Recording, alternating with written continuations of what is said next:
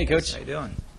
Congrats on the big win yesterday. Just kind of Thank talk you. about what that win proved to you guys and how much confidence it gives you guys heading into another tough week of Big West play. I think what it proved to us is that we're starting to build confidence, the fact that the style of game that we're going to play, the scouting report issues, the patience on the offensive end, shot selection, winning validates the theories. I mean, eventually you've got to win some games to validate. The team wants to be validated. The fans want validation. Coaches want validation that, this will work. Believe in it. Be patient with it. Be persistent with it. Our game plan, it was a matter of wearing them down. Having and the loss that we did have against Pacific, the breakdowns occurred from a mental aspect of some missed coverages, and so I think that we're starting to understand that there's many more mental aspects to the game that are necessary for success. We have enough physical talent to be competitive.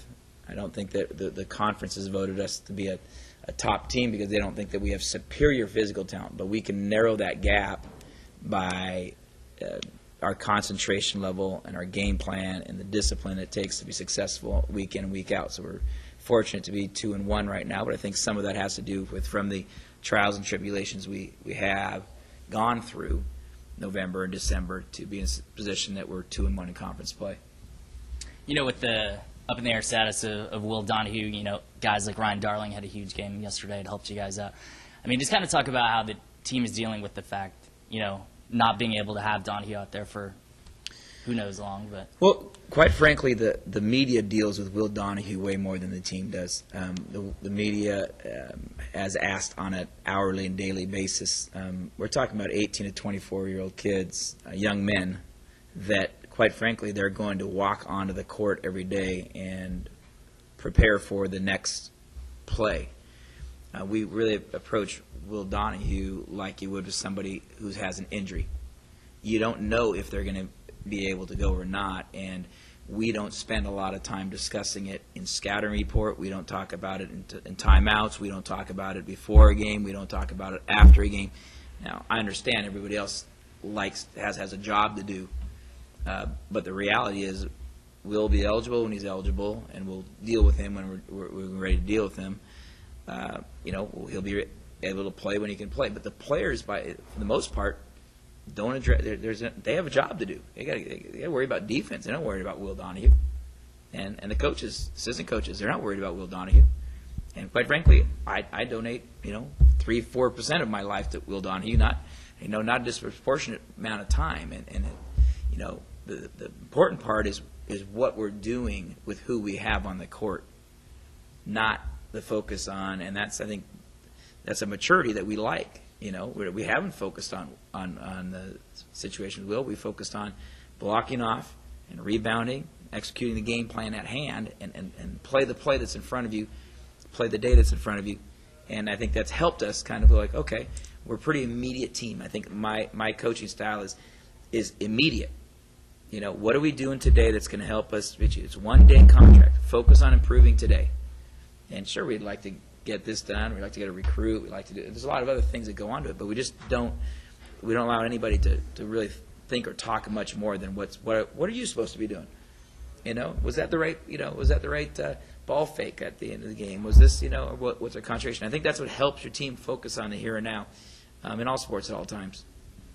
just your thoughts on Lorenzo. Had a huge week last week. He was named the conference player of the week today. Just kind of talk about his game and what it allowed you guys to do last week, other than obviously win. But well, I think that the important part about that Conference Player of the Week award / honor, if we were 0-3, he doesn't get that award.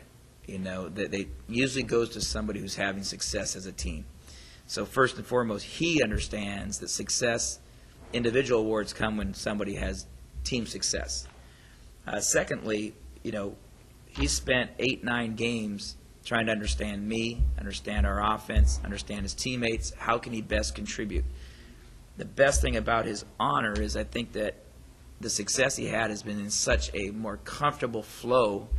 He's been so much more patient with his shot selection. Now, if you make 2 or 3 shots, you might find out how hot you're at. But I think there's probably only 6 or 7 shots over the course of 3 games that were maybe questionable based upon the shot clock and the offense we're running and where the defense at.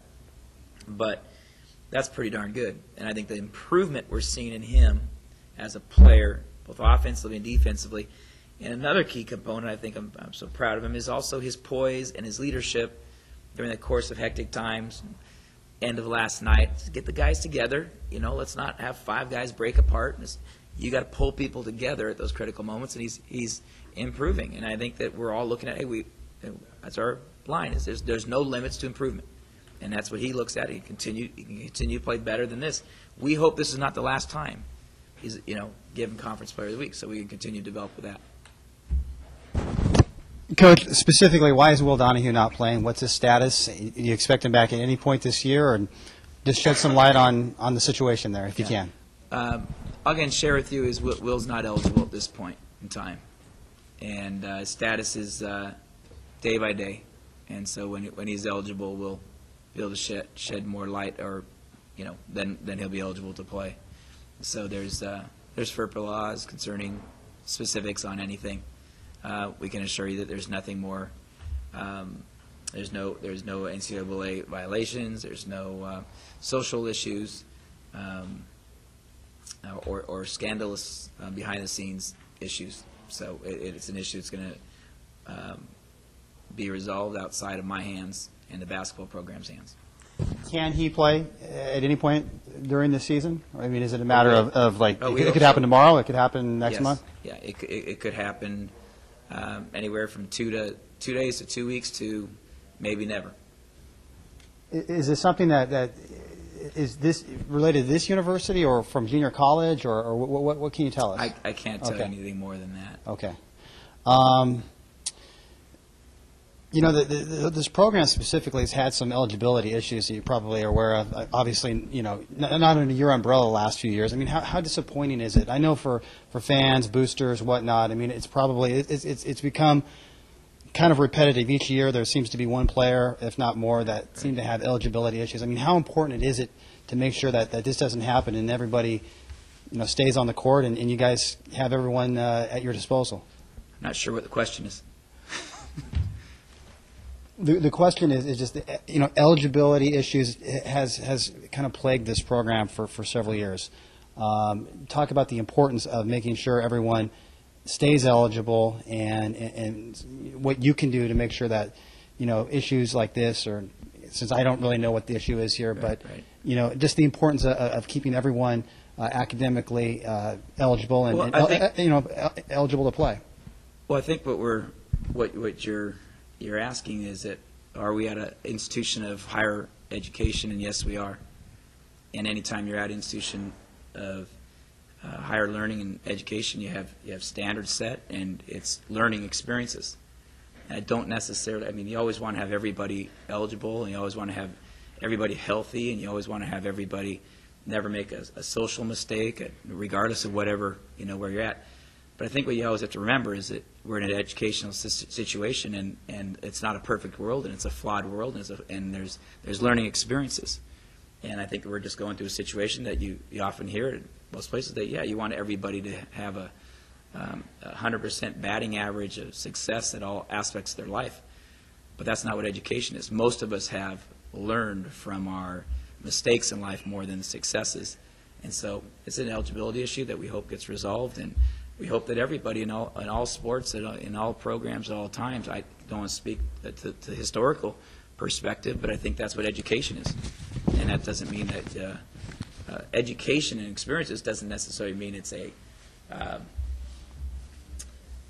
poor experience, because what we've done with Will not being here, it's opened door and opportunities for others. So we're fully focused on what we've got at hand. So I think it's a positive situation for us that we have others stepping up, and that's where our energy and focus has been.